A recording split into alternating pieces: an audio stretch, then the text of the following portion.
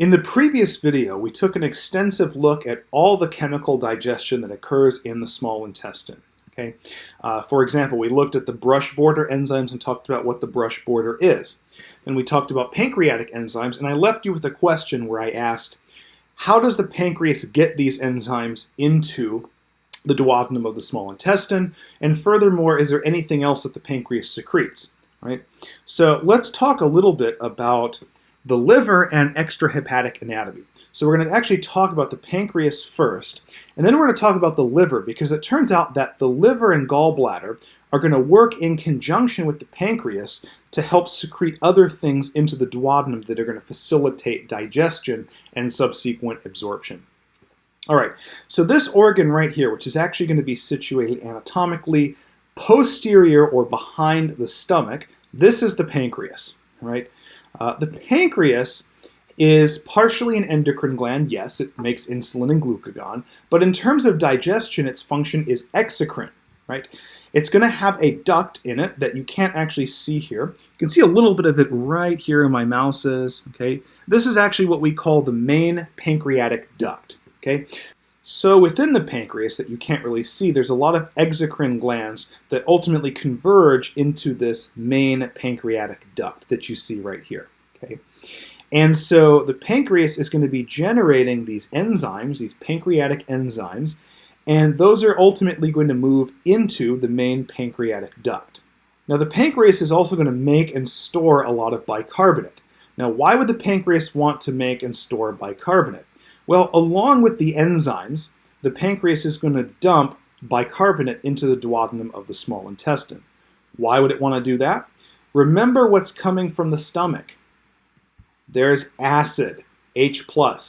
Remember, the stomach has a pH of about 1 to 2 after you've eaten. And so when that chyme gets squirted from the stomach into the small intestine, if you had nothing to neutralize the acid, you would cause damage to the walls of the small intestine. And that would facilitate ulcers ultimately. So you have to have something to neutralize the stomach acid. So why not use a base like bicarbonate? Bases neutralize acid. Okay? So not only is the pancreas going to make and release enzymes from its exocrine glands into the small intestine, it's also going to make and store bicarbonate. And those things made in the pancreas, they're going to move through what's called the main pancreatic duct. And what we're going to see is that the main pancreatic duct is going to converge with another duct called the common bile duct. And you can probably guess this is going to be where the bile comes from. Okay? And it's going to converge with the common bile duct to form what's called the common pancreohepatic duct. Okay? This is kind of right here. This would be the common pancreohepatic duct, right where the main pancreatic duct and the common bile duct fuse. Okay? And from this common pancreohepatic duct, ultimately that's going to be what facilitates the dumping of all the contents into the duodenum. Right? But see, what I want to also cover in this video is what the gallbladder does, because fats pose a problem for digestion. Okay? To understand this, let's first think about amino acids and carbohydrates, okay, such as glucose. Glucose and amino acids, those are polar, they are hydrophilic, they are water soluble, any way you want to talk about that. So when they go into the small intestine, they're pretty easy to digest. Okay? If you were to put lipids, fats in the small intestine, and you were to have no backup plan, you just put lipids and fats in there, the lipids and fats are all going to clump together. Okay? So I use this gross example sometimes. It's kind of disgusting, but just bear with me. If you've ever cooked chicken or a steak or something on a stove, and when you cook it and it heats, the fat melts off of it, so to speak. And if you then take the steak off of it, you turn off the stove, and you just let the grease sit in there for a while, it congeals. It gets really hard. Okay? If you were to, even when it's still liquid, pour it in the sink, it's going to congeal in there and kind of get all tough. That's kind of what would happen if you had no backup plan for the lipids once they're in the small intestine.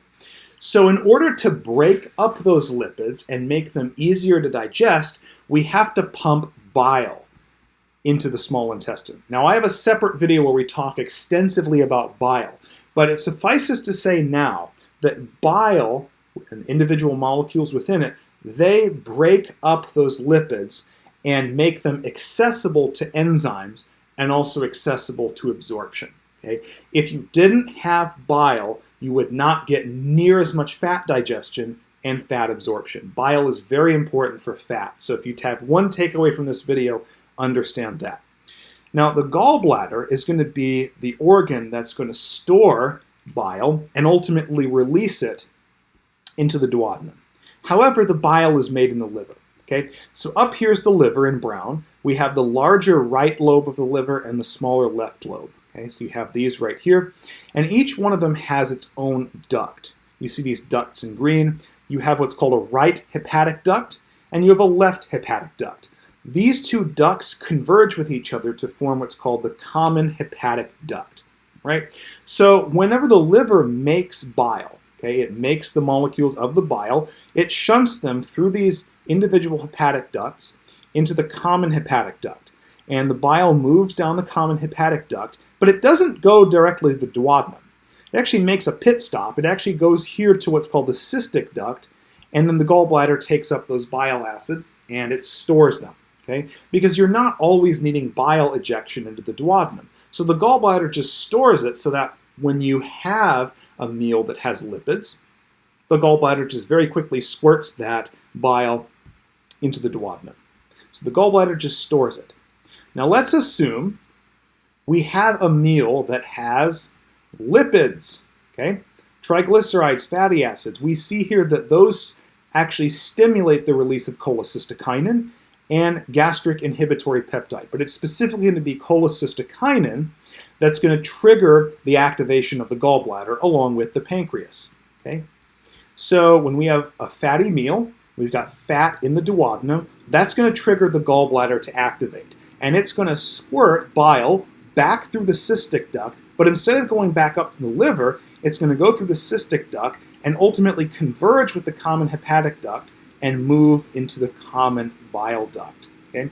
So the common bile duct is really just the convergence between the common hepatic duct and the cystic duct of the gallbladder.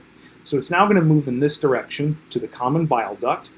And remember that the common bile duct converges with the main pancreatic duct. Okay? And they converge into the common pancreohepatic duct.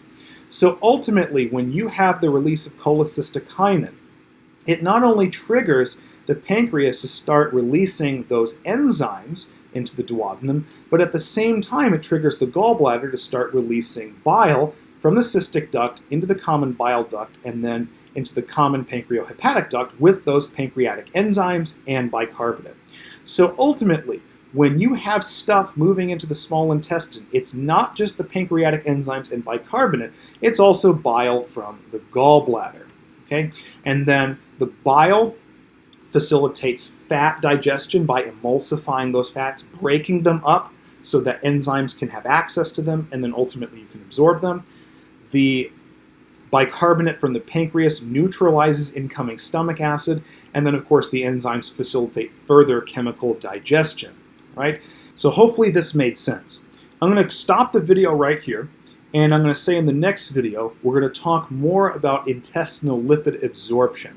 So now that we have this bile in the duodenum and it has emulsified the fats, we then have used these pancreatic enzymes, specifically the pancreatic lipases, to digest the fats. Now they're free in fatty acids, and then we can absorb them. But the absorption of those fatty acids is actually a little bit more complicated. And so we're going to compare and contrast absorption of amino acids and glucose with fatty acids and other lipids. So make sure to join us then.